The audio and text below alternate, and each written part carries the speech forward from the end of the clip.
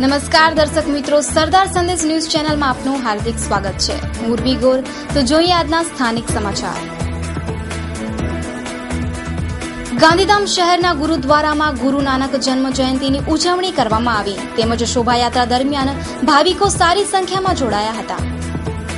આજરોજ ગાંધીધામ મધ્યે સવારે ગુરુ નાનક જયંતિની ધામધૂમથી ઉજવણી કરવામાં આવી હતી. આ ઉજવણીના ભાગરૂપે શહેરીજનોએ શહેરના વિવિધ માર્ગ પરથી શોભાયાત્રા કાઢી હતી અને વાજતે ગાજતે આ શોભાયાત્રા ગુરુ નાનક મંદિરે પહોંચી હતી.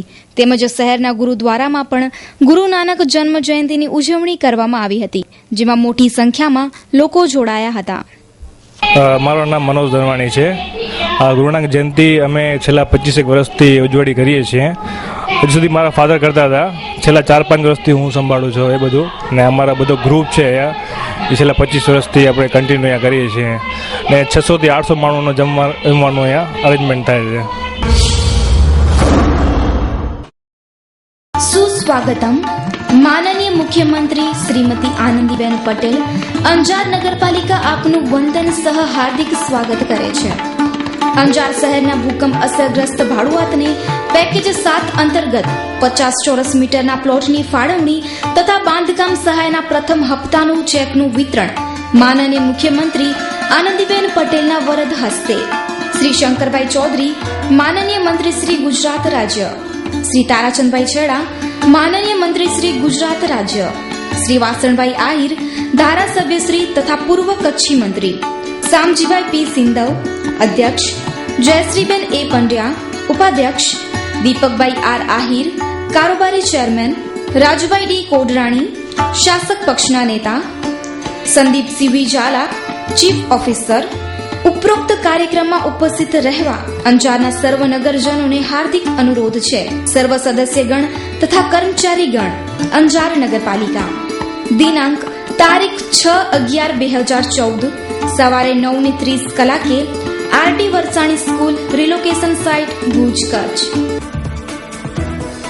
આદિપુર શ્રીમદ ભાગવત સપ્તાહના પ્રારંભ સાથે સંતોષી માતાજીના મંદિરથી પોથી યાત્રા કાઢવામાં આવી હતી. આ કથામાં મોટી સંખ્યામાં ધર્મપ્રેમી જોડાશે. આજરોજ આદિપુર મધ્યે શ્રીમદ ભાગવત સપ્તાહનો પ્રારંભ થયો હતો, જેમાં સંતોષી માતાજીના મંદિરથી પોથી યાત્રા નીકળી હતી, જેમાં મોટી સંખ્યામાં લોકો જોડાયા હતા. તેમજ ત્યારબાદ આદિપુર મૈત્રી સ્કૂલની પાછળ કથા મંડપ સુધી પોથી યાત્રા પહોંચી અને સ્વામિનારાયણ સંતોના હસ્તે કથાનું દીપ પ્રાગટ્ય કરી કથાનો પ્રારંભ કરવામાં આવ્યો હતો અને કથાની શરૂઆત ભાગવતાચાર્ય શ્રી દિનેશચંદ્ર જયંતિલાલ રાવલના મુખેથી કરવામાં આવી હતી અને તારીખ 12 સુધી ચાલનાર કથામાં બહોળી સંખ્યામાં ધર્મપ્રેમી લોકો જોડાશે. ગુજરાતના મુખ્યમંત્રી આનંદીબેન પટેલ આજે કચ્છની એક દિવસની યાત્રાએ આવી પહોંચતા સમગ્ર દિવસ ભરચક કાર્યક્રમમાં વ્યસ્ત રહ્યો. ભુજમાં એક જ સ્ટેજ ઉપરથી અનેક કામોનું લોકાર્પણ કરાયું. વહીવટીતંત્રનો દબદબો રહ્યો. આજે લગભગ 10:30ના ટકોરે આનંદીબેન ભુજના એરપોર્ટ ઉપર પગ મૂક્યો, ત્યારે વહીવટીતંત્ર તરફથી કલેક્ટરશ્રીએ તેમને આવકાર આપી કાર્યક્રમના સ્થળ એટલે કે આરડી વરસાણી હાઈસ્કૂલમાં લાવ્યા. આનંદીબેનની ડાબી બાજુ કલેક્ટરે સ્થાન લીધું અને જમણી બાજુ પ્રભારી મંત્રી શંકરભાઈ ચૌધરી બિરાજ્યા. ત્યારબાદ તારાચંદભાઈ છેડા અને ધારાસભ્યોની બેઠક પણ વ્યવસ્થા કરાઈ હતી. કચ્છના રેવન્યુ વિભાગના અધિકારીઓને તથા ડીડીઓને સ્ટેજ ઉપર સ્થાન મળ્યું. આજે આનંદીબહેન આવી પહોંચતા પ્રાથમિક શાળા નંબર 24 તથા માતૃછાયાની કન્યાઓએ સ્વાગત ગીત રજૂ કર્યું હતું. સ્વાગતનો દોર પણ ચાલ્યો અને સ્ટેજ ઉપરના દરેક લોકો તથા લાભાર્થીઓએ સ્વાગત કર્યું. આ કાર્યક્રમ પહેલા દીપ પ્રાગટ્ય કરવામાં આવ્યું, જેમાં દરેક મહાનુભાવો જોડાયા હતા. સ્વાગત પ્રવચનમાં કલેક્ટરે આજના ભુજમાં યોજાનારા તમામ કાર્યક્રમોની વિગતો આપી. તેમણે જણાવ્યું હતું કે પોતે ચાર્જ લીધો ત્યારે આનંદીબહેનને 61 પ્રશ્નો ઉકેલવા જણાવ્યું હતું, જે પૈકી આજે ઘણા પ્રશ્નોના ઉકેલ આવી રહ્યા છે. આજે ભુજની રિલોકેશન સાઇટના રહેવાસીઓને 4423 લાલ બુક અર્પણ કરી તેમને જમીનના માલિકી હક તબદીલ કરાયા. અંજારના 136 ભૂકંપગ્રસ્ત લોકોને 50 ચોરસ મીટરના પ્લોટ સાથે 1,40,000ની મકાન સહાયના પ્રથમ હપ્તાનો ચેક આપવામાં આવ્યો.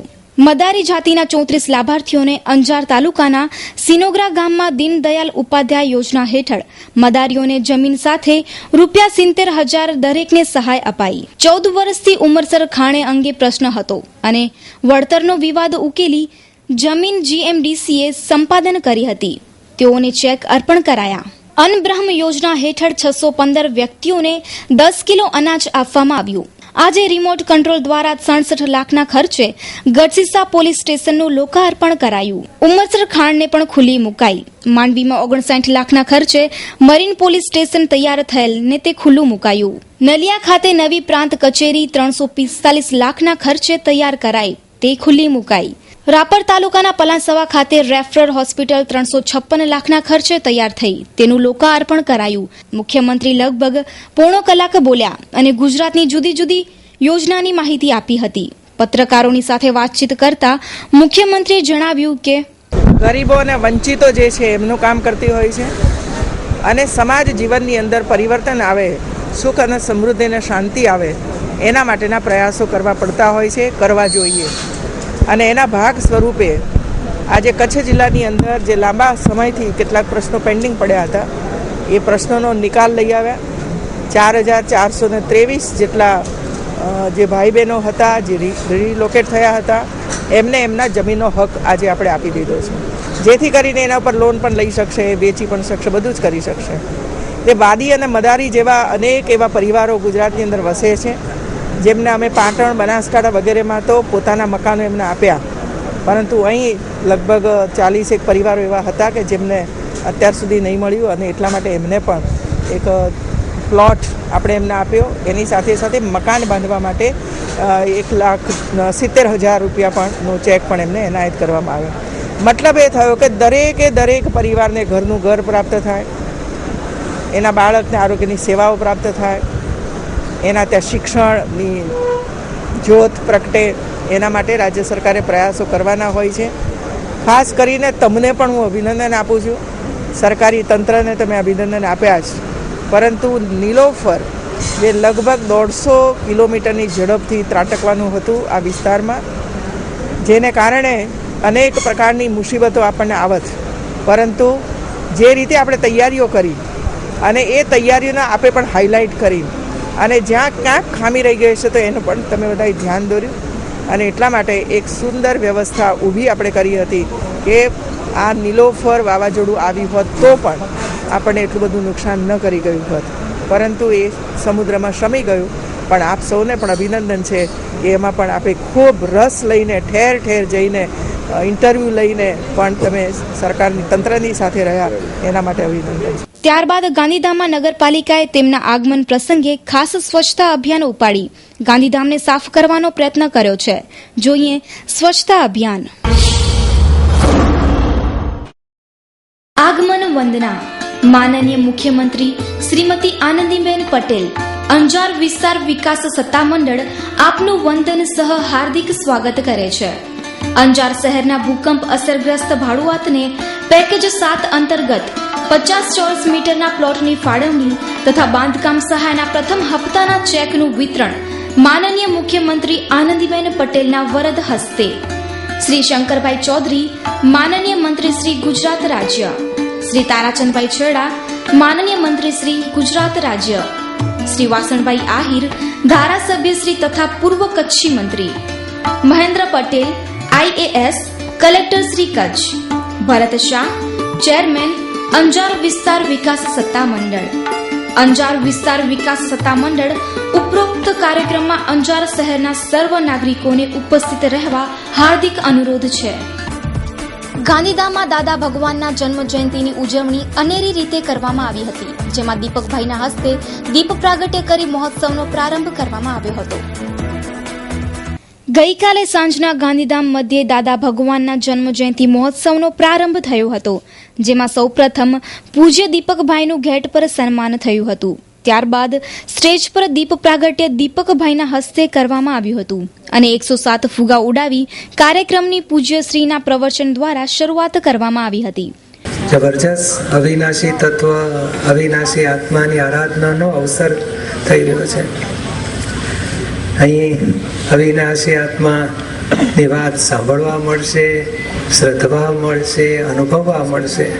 બધાની અંદર અવિનાશી તત્વના દર્શન, બધાની અંદર અવિનાશી તત્વના દર્શન કરવાની દ્રષ્ટિ ખુલ્લી થશે. તો પ્રવચન દરમિયાન પૂજ્ય દીપકભાઈએ જણાવ્યું હતું કે આ હળાહળ કળિયુગમાં આપણે સૌ ભાગ્યશાળી છીએ કે છેલ્લી તરવાની સ્ટીમર દાદા ભગવાને આપણા માટે ખુલ્લી મૂકી છે. તેમજ અહીં આ ઉત્સવમાં જે આવશે તેઓને જન્મ જન્માંતર ફેરામાંથી પણ છૂટવાનો અને દાદા ભગવાનનો પ્રેમ દેખાડીશું, જેથી તેઓ પણ આમાં જોડાઈ જાય અને મોક્ષની પ્રાપ્તિ કરે. તો વધુમાં કહ્યું હતું કે આ સત્સંગમાં જોડાયા બાદ 2 જ કલાકમાં દુઃખોની મુક્તિની શરૂઆત થાય છે અને 3 દિવસ આ કાર્યક્રમમાં બધા દિલથી દાદાની ભક્તિ કરે અને સર્વ દુઃખમાંથી મુક્ત થાય, તેમ પણ પૂજ્ય દીપકભાઈએ કહ્યું હતું. ત્યારબાદ સાંસ્કૃતિક કાર્યક્રમની શરૂઆત કરવામાં આવી હતી, જેમાં બાળકોએ અલગ અલગ કૃતિઓ રજૂ કરી હતી અને આ કાર્યક્રમમાં ભાગ લેનારા બાળકો છેલ્લા 4 મહિનાથી પ્રેક્ટિસ કરી રહ્યા હતા. તો કાર્યક્રમ દરમિયાન દૂર દૂરથી શહેરોમાંથી લોકો આવ્યા હતા અને અહીં થીમ પાર્ક, રહેવા માટેની સગવડ, જમવા માટેની સગવડ પણ રાખવામાં આવેલ છે. તો આ કાર્યક્રમમાં ભાજપના આગેવાનો તેમજ મોટી સંખ્યામાં ધર્મપ્રેમી લોકો જોડાયા હતા.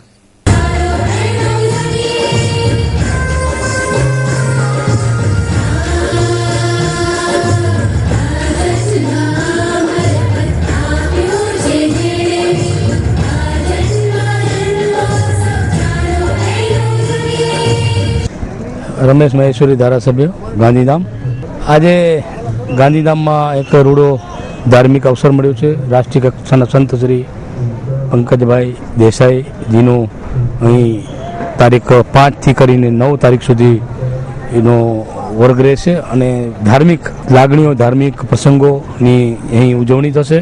આવતીકાલે આ પ્રસંગને માણવા માટે, આ ધર્મસભાને સાંભળવા માટે બેન શ્રી આનંદીબેન પટેલ મુખ્યમંત્રી શ્રી પધારવાના છે.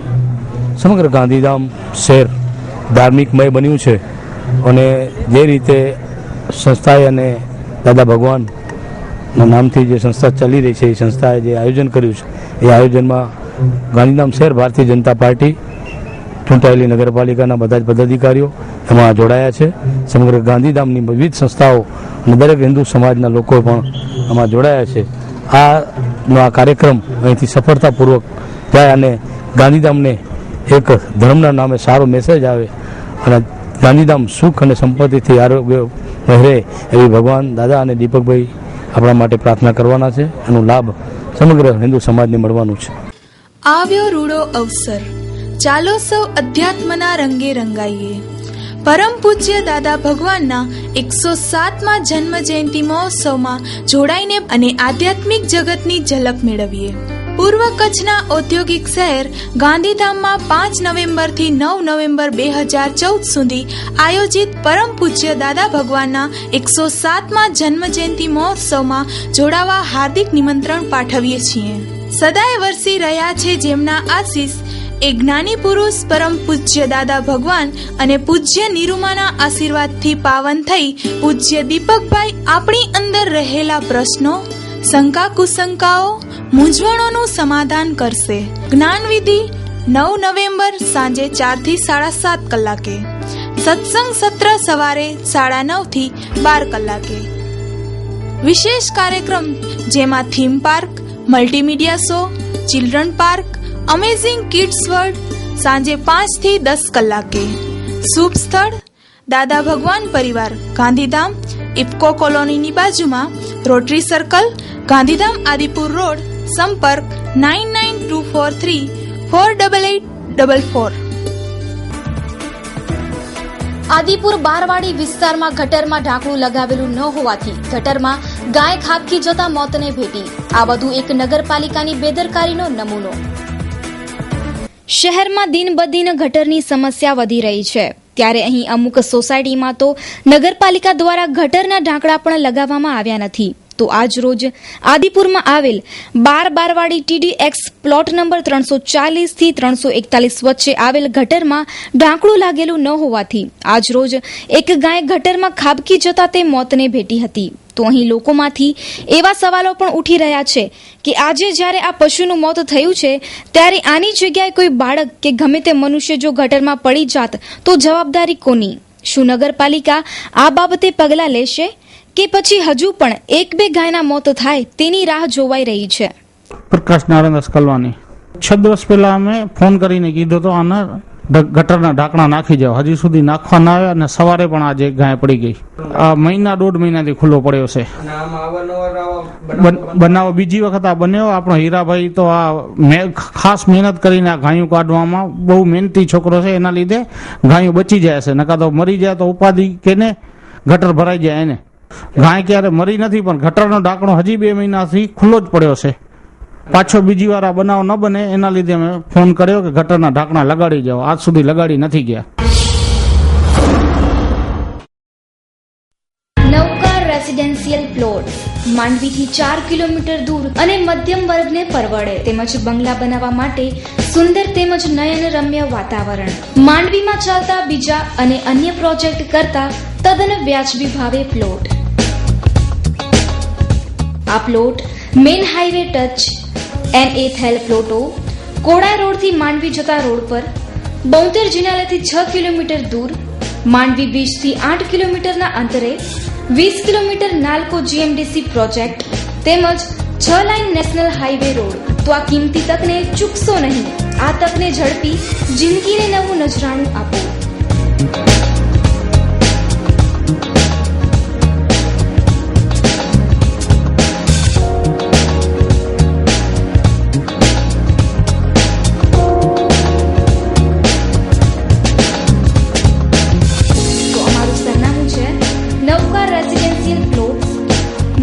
કોમલ complex, ground floor, plot number 305, ward 12B, Gandhidham cooperative બેંકની બાજુમાં, ગાંધીધામ કચ્છ. Pin code number 370-201.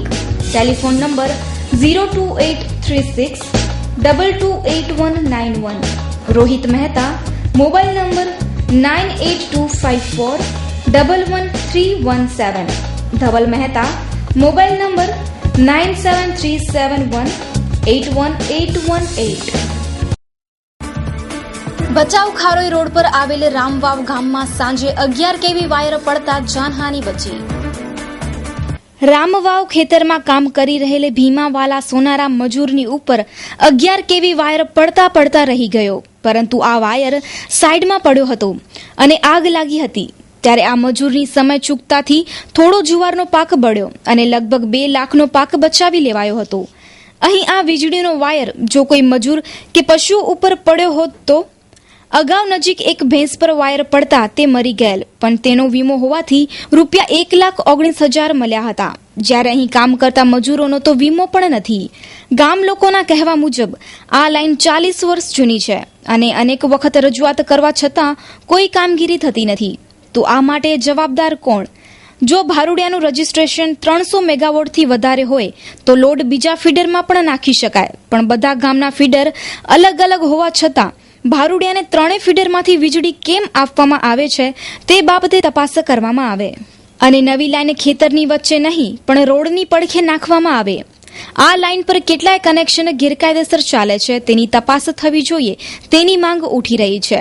જાણવા મળતી માહિતી મુજબ કોઈ અધિકારી 2.5 લાખ રૂપિયા લઈને ભારુડિયામાં કનેક્શન ચલાવે છે તેમ હમીરભાઈ સોનારાએ આક્ષેપ કર્યો હતો.